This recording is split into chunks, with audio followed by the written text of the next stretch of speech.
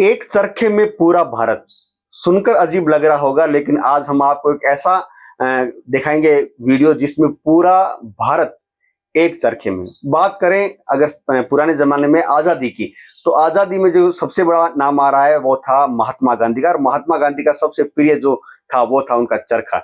बीकानेर के कलाकार ने एक चरखे में पूरे भारत को समेट कर रख दिया है। अनोखी कला, अनोखा कलाकार, उनसे हम मिलेंगे, रूबरू होंगे, बातचीत करेंगे, किस तरह का वो चरखा है वो भी हम उनसे पूछेंगे। हम बात कर रहे हैं बीकानेर के गोल्डन आर्ट के जो कलाकार हैं राम भादानी की। उनसे हम बात करेंगे। उनकी जो कृतियां हैं देश और विदेशों में गई है, प्रधानमंत्री मोदी ने खुद उनकी तारीफ की है, तो उनसे हम बात करेंगे किस तरह का चरखा है। और कैमरा पर्सन साथी को कहूंगा चरखा दिखा भी दे कि जो चरखा है वो बना रहे हैं, गोल्डन आर्ट है, पूरे गोल्डन कलम से इसको अलंकृत किया गया है। भारत की अलग अलग जो चीजें हैं वो भी हमें दिखाई दे रही है। हम जानने की कोशिश करेंगे कि राम भादानी इनको किस उद्देश्य से बना रहे हैं, इस पूरे चरखे में क्या क्या है। हम उनसे बात करने का प्रयास करेंगे।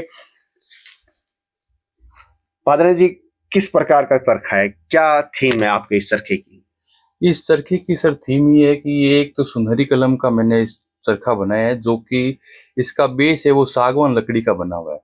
और इसमें जैसे चरखे में नॉर्मल वे में क्या 8 ताड़ियां होती है, तो मैंने इसमें 12 ताड़ियों का एक डिजाइन दिया। 12 ताड़ी की वजह?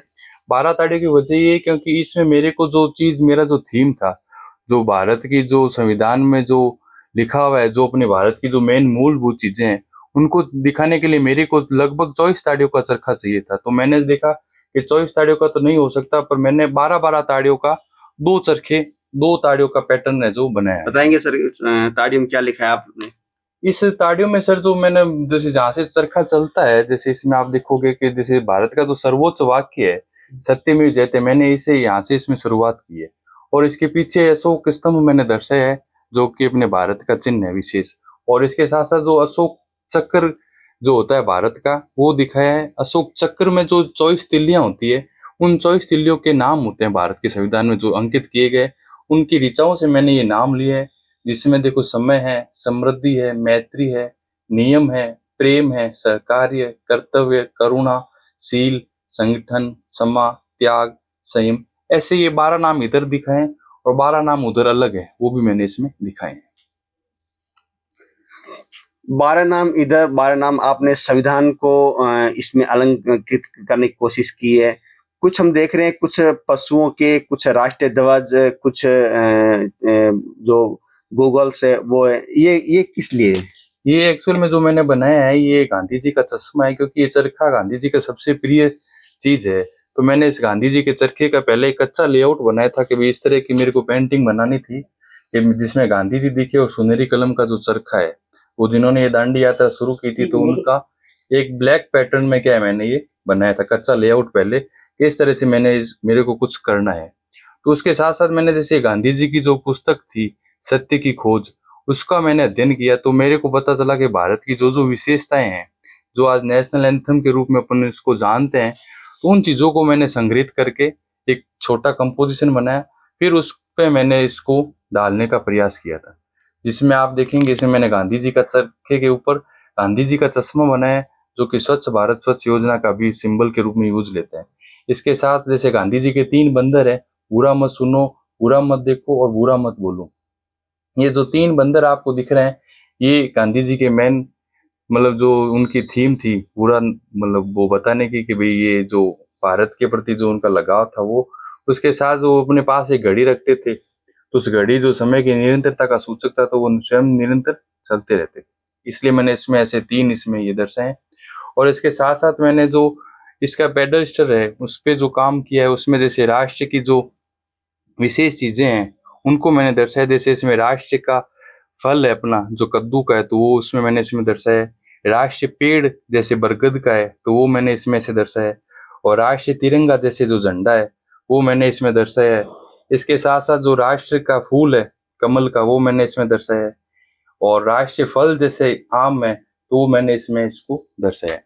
तो ऐसे तमाम इसमें जो आर्ट वर्क किए गए हैं वो मैंने इसमें दर्शाए हैं। आप इसमें देख सकते हैं जो अपने मेन भारत के जो राष्ट्रपिता के रूप में जो जाने जाते हैं, वो मतलब महात्मा गांधी है वो इसमें दर्शाए गए हैं। तो इसके साथ साथ जैसे राष्ट्र का गान है जो जनगण मन है वो मैंने इसमें दर्शाया है, और राष्ट्रीय खेल हॉकी है वो मैंने इसमें दर्शाया है, और भारत के जो मतलब सर्वोच्च वाक्य है पुरस्कार वो मैंने इसमें दर्शाया, जो अशोक मतलब आप देख सकते हैं भारत रत्न का जो चिन्ह है पीपल के पत्ते पर वो मैंने इसमें दर्शाया है। और जैसे राष्ट्रीय वाद्य यंत्र है वो वीणा है, राष्ट्रीय जैसे मुद्रा का चिन्ह है जो शेर है, जो रुपए का चिन्ह है, और राष्ट्रीय पशु जो है बाघ है उसको मैंने इसमें दिखाया है, राष्ट्रीय पक्षी जैसे मोर के रूप में दिखाया है। और इधर आप देखेंगे तो जो अपनी राष्ट्र की भाषा है हिंदी उसको मैंने इसमें दर्शाया है, और राष्ट्र गीत जो वंदे मातरम है उसको, और राष्ट्र जो जलचर है वो ब्लू व्हेल का रूप मैंने इसमें दर्शाया है। मतलब आपने पूरे चरखे में पूरा भारत है वो सजो के रख दिया। हाँ। ये थीम आई कहाँ से आपके दिमाग में? सर ये थी मेरी एक्चुअल में, ऐसे तो जो भारत की पुस्तक सबसे अच्छी जो मेरे को लगती है वो सत्य की खोज है जो गांधी जी ने खुद ने लिखी थी। उस पुस्तक को पढ़ते पढ़ते मेरे दिमाग में ये आइडिया आया कि मेरे को भी गांधी जी ने तो इतना बड़ा काम किया है, मैं हम इतने बड़े काम तो नहीं कर सकते, पर मेरे विचार ये है कि मैं कुछ ऐसा आर्ट वर्क करूं जिसके माध्यम से पूरे भारत की संस्कृति को एक साथ दिखा सकूं। जिस तरह आपने सुनहरी कलम और बड़ी बारीकी से किया है, कितना समय लगा इसको? इसको सर करने में मेरे को लगभग 2.5 से 3 साल लग गए। 4 से 6 महीने तो मेरे को इसमें कंपोजिशन के लिए जो लेआउट मेरे को बनना था उसमें लगा था, और उसके साथ साथ जो इसके लिए अध्ययन किया मैंने उसमें लगा, और काम में जो इसमें मेरे को लगभग 3 साल का समय लगा। अब राम भादानी किसी परिचय के मोहताज नहीं रहे। अब मैं देख भी रहा हूँ कि जो पीएम मोदी ने आपकी जो बनाई तस्वीर थी, नीतीश गडकरी ने वो उनको भेंट की थी जब वो यहाँ बीकानेर आए थे, आपका बना हुआ गोल्डन आर्ट, और मोदी जी ने कहा भी था कि बहुत अच्छी ये सोच है। इस आर्ट कैसा को देखने के बाद मतलब मोदी जी ने इस आर्ट को जो भी जीआई टैग भी प्रदान कर दिया गया है भारत सरकार की ओर से, जिससे उस्ताद कलाकारों को और सुनहरी कलम के जैसे जो लोग हम काम कर रहे हैं उनसे काम में काफी बढ़ोतरी हो रही है, और विदेशी ऑर्डर भी आने के हमारे चांसेस बन रहे हैं। अभी विदेश मंत्रालय में भी 1-2 हमारे फ्रेम ऑर्डर से गए थे। इसके साथ साथ मैंने अभी जैसे चीफ जस्टिस सीजेआई जी सर आए थे उनको भी एक मोमेंटो उनको गिफ्ट किया था, जिसमें अपने बीकानेर के जो संस्थापक थे राव बीका जी उनका मैंने इसमें पीपल वसुंधरा जी भी दिख रही है। हाँ, ये मैं जब शुरुआती ड्राइंग मैंने शुरू की थी तब वसुंधरा जी उस समय सीएम थे। उस समय मैंने क्या है कि राजस्थान का जो गोडावण पक्षी है उनकी एग्जीबिशन लगी थी पशु पक्षियों की, तो वसुंधरा जी मैडम को वो पेंटिंग बहुत अच्छी लगी, तो उसके साथ मेरे क्या एक स्केच उनका बनाया हुआ था तो वो मैंने उनको वहाँ पर गिफ्ट किया। राजनेताओं ने आपने आकर्षित किया, उन्होंने तारीफ की। देख रहा हूँ धार्मिक गुरु भी आपकी आर्ट को लेकर काफी जैन मुनि हैं, उनका वो ने देखा है। क्या कैसा लगा जब धार्मिक महाश्रवण जी? ये हमारे यहाँ पर पास में निवास स्थान है, उसके पास में लाल कोठी है, वहां पर इनका चौमासा था, तो वहां पर वो मतलब प्रवचन और देने के लिए आए थे। तो मैंने सोचा यार कि एक महाराज जी के दर्शन करने का अवसर मिल रहा है, तो मैंने सोचा उनका एक स्केच बना के दूं, तो उनका मैं एक स्केच बना के लेके गया था। तो महाराज जी ने स्केच अपने हाथ में लिया और उन्होंने मतलब एक बहुत अच्छा वाक्य है मेरे लिए, उन्होंने कहा देखो ये आप स्केच बना के ले, बहुत बड़ी बात है मेरे लिए कि भाई आप एक कलाकार के नाते एक सम्मान के रूप में मेरे लिए लेके आओ, पर हम लोग क्या है कि गृहस्थी नहीं है तो ये हम साथ तो ले जा सकते नहीं है, तो आप हमारी तरफ से ये जो आशीर्वाद समझ के इसको अपने पास रखिए। तो उन्होंने अपने हाथ से इसमें मंगल चरण लिख करके मेरे को दे दिया, फिर मैंने ये अपने स्टूडियो में मेरे यहाँ लगा दिया। कला आपने सीखी, संघर्ष था उस दिनों में, बीकानेर में ऐसा कुछ माहौल भी नहीं था उस टाइम में, और आज के टाइम में कितना फर्क है। जो नए युवा सीखना चाह रहे हैं उनको क्या कहेंगे? देखो मैंने जो ये आर्ट वर्क सीखा है ना ये बहुत ही संघर्ष में होकर के सीखा है, और मेरा लगभग इस संघर्ष का जो समय है वो लगभग 18 साल का हो चुका है, क्योंकि एक समय था जब मेरे को ये सुनहरी कलम उस्ता कला जिसको बोलते हैं वो सीखने की लगन और अलग थी। काफी मंदिरों में मैंने देखा काम उसको, वहां देख कर आता था, फिर मेरे को ऐसा लगा कि यहाँ पर ये सीखने का अवसर मिल सकता है, तो मेरे को किसी ने बताया कि ये जिला उद्योग केंद्र में ये यहाँ पर एक ट्रेनिंग सेंटर है, तो आप वहाँ जाकर के इस आर्ट को सीख सकते हैं। तो मैं वहाँ गया तो वहाँ पर पता चला कि जो उस्ताद जी सिखा रहे थे वो बोले कि अब ये ट्रेनिंग सेंटर बंद होने वाला है, 4-6 महीनों में इनके बंद के आदेश आने वाला है, तो हम अभी आपको इसको सिखा नहीं सकते। तो मेरे को थोड़ा ऐसा लगा कि यार अपने सीखना है, अभी बंद होने वाला है।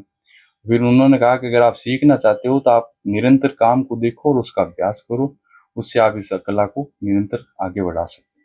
तो मैंने फिर काफ़ी मंदिरों में देखा, अपने यहाँ पर नरसिंह जी का चौक में, लखोटियों के चौक में है, वहाँ पर हमारे गिरधर जी फॉरमैन साहब थे और मोहम्मद इस्लाम गौहरी काम कर रहे थे। सीखी, ऐसे करके इस काम को आगे बढ़ाने का प्रयास किया। जो नए लड़के इस तरफ आकर्षित हो रहे हैं उनको क्या कहेंगे? अभी इस आर्ट को देखकर काफी युवा साथी, मतलब जैसे बॉयज है, गर्ल्स है, काफी सीखने का उत्साह दिख रहा है। तो मैं मेरी तरफ से 100% उनको देखकर ये अभी काम सिखा भी रहा हूँ।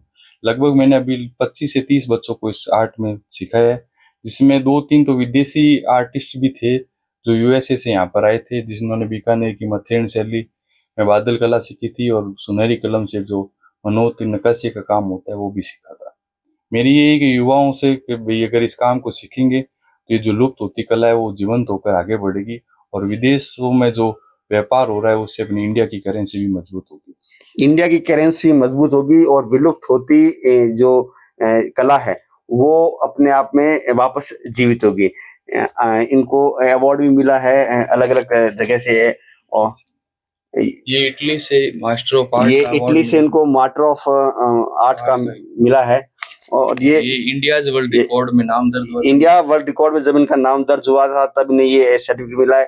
मतलब राम भादानी इस कला को तो आगे बढ़ा रही हैं, साथ में ही जो नए युवा है उनको भी प्रेरित कर रहे हैं। तो हमने आपको दिखाया इस तरह का एक चरखा जिसमें पूरा भारत है और पूरे भारत की जो संस्कृति है वो भी इसमें समाहित है।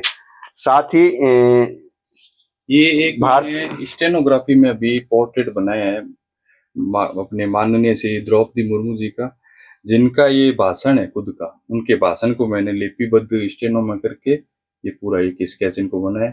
अगर मेरे को कभी अवसर मिला तो ये माननीय श्रीपति ये श्रीमती अपने मुर्मू जी को भेंट करने का विचार है। स्टेनो की भाषा में इन्होंने राष्ट्रपति का जो बनाया है वो भी अपने आप में अलग है। तो हम कह सकते हैं कि जिस तरह से कला को उन्होंने निखारा है और पूरे संपूर्ण भारत को एक जगह एकत्र किया वो अपने आप में अनोखा है। हमारे साथ जुड़े रहे कैंपस साथी के साथ राजेश सिंघानी के साथ त्रिभुवन रंगा, पॉलिटिकल पंचायत बीकानेर।